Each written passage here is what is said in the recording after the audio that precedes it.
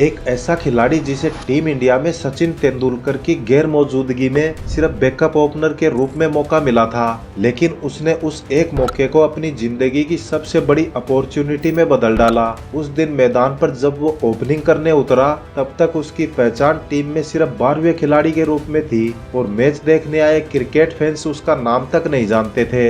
लेकिन मैच खत्म होते होते वही चेहरा भारतीय क्रिकेट का सुपरस्टार बन चुका था, जिसका नाम था वीरेंद्र सहवाग, जिसे दुनिया आज भी विस्फोटक सहवाग के नाम से याद करती है। और आज की ये कहानी है उसकी पहली ओडीआई सेंचुरी की, एक ऐसी सेंचुरी जिसने भारतीय टीम को सिर्फ एक मैच नहीं जितवाया बल्कि पूरे क्रिकेट जगत में ओपनर बल्लेबाजों की सोच को बदल कर रख दिया। उस दिन वो सचिन की जगह बल्लेबाजी करने जरूर आया था, पर उसके शॉट सिलेक्शन और आक्रामकता में क्रिकेट खेलने की नई शैली नजर आ रही थी।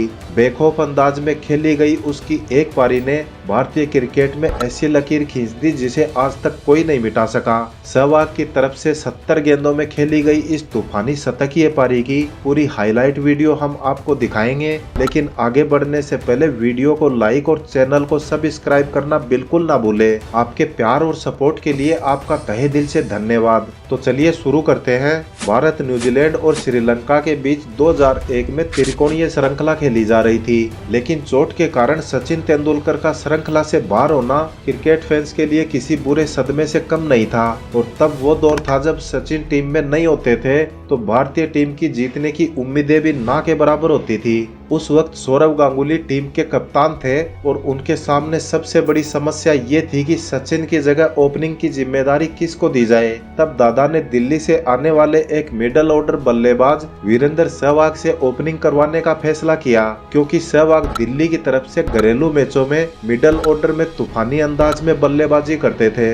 लेकिन इस सीरीज के पहले 2 मैचों में सहवाग मिडल ऑर्डर में कुछ खास नहीं कर पाए और फिर दादा ने 2 अगस्त 2001 को भारत और न्यूजीलैंड के बीच इस सीरीज के आखिरी लीग मैच में सहवाग को बतौर ओपनर उतारने का फैसला किया।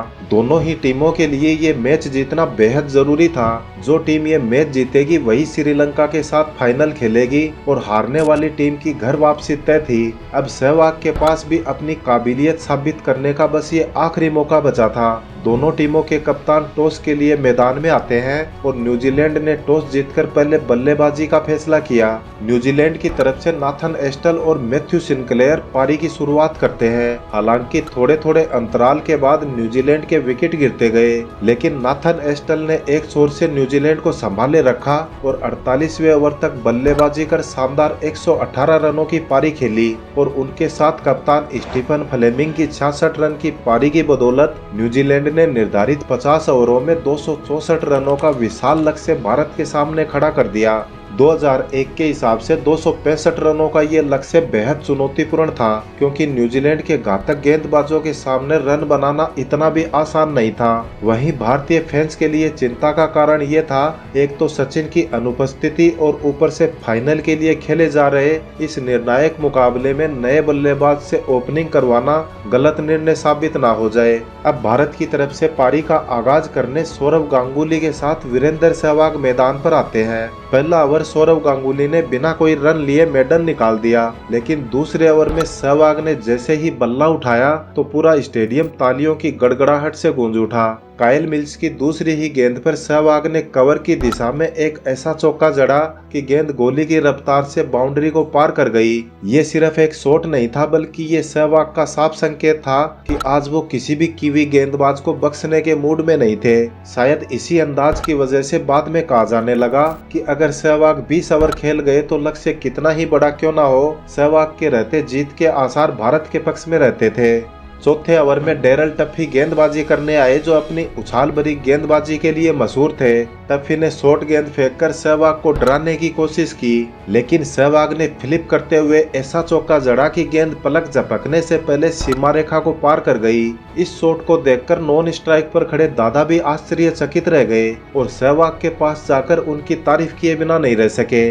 अब तक सहवाग की नजरें पिच पर पूरी तरह से जम चुकी थी और इसका नतीजा अगले ओवर में देखने को मिला। मिला। काइल मिल्स जो स्विंग के लिए मशहूर थे, उनके छठे ओवर में सहवाग ने ऐसी धुलाई की जो उन्हें जिंदगी भर याद रहेगी। सहवाग ने उस ओवर में लगातार 4 चौके जड़े और चौके भी ऐसे जिन पर किसी भी फील्डर को हिलने तक का मौका नहीं मिला। सहवाग के बल्ले से निकला हर शॉट बुलेट की रफ्तार से बाउंड्री के बाहर जा रहा था। सहवाग ने उस ओवर से 16 रन कूटकर ये ऐलान कर दिया कि दुनिया का सबसे विध्वंसक बल्लेबाज क्रिकेट जगत में कदम रख चुका है। 10 ओवर की समाप्ति के बाद भारत का स्कोर बिना विकेट खोए 58 रन हो चुका था। उस समय सौरव गांगुली 33 गेंद पर 13 रन बनाकर बल्लेबाजी कर रहे थे, जबकि सहवाग 27 गेंदों में 44 रन ठोक चुके थे, जिसमें 10 चौके शामिल थे, यानी 40 रन तो केवल बाउंड्री से आए थे। उस दिन सहवाग का ये प्रचंड रूप देख सभी कीवी खिलाड़ी सकते में आ गए, लेकिन असली तबाही तो अगले ओवर में आनी बाकी थी। डेरल टफी जो स्लेजिंग के लिए जाने जाते थे, उन्होंने 11वें ओवर की शुरुआत में सहवाग को तंज कसते हुए कहा, तेरा आज तुक्का लग गया है, तू तो बस एक स्लोगर है। बस ये सुनते ही सहवाग की आंखों में मानो खून उतर आया और डेरल टफी के इस ओवर में उन्होंने लगातार 4 गेंदों में 4 चौके जड़कर टफी का चेहरा देखने लायक कर दिया।